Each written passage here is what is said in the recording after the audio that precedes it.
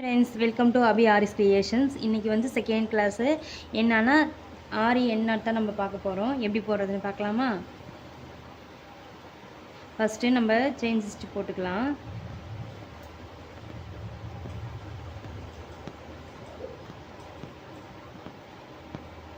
இப்போ இந்த மாதிரி ஃபஸ்ட்டு ஒரு லூப் நம்ம வெளியில் இப்படி எடுத்துக்கிறோம்.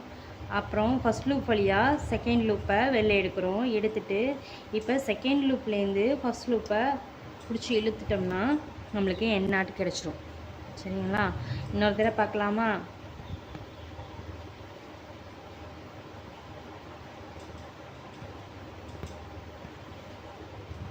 ஃபஸ்ட் லூப் இப்படி எடுக்கிறோம்.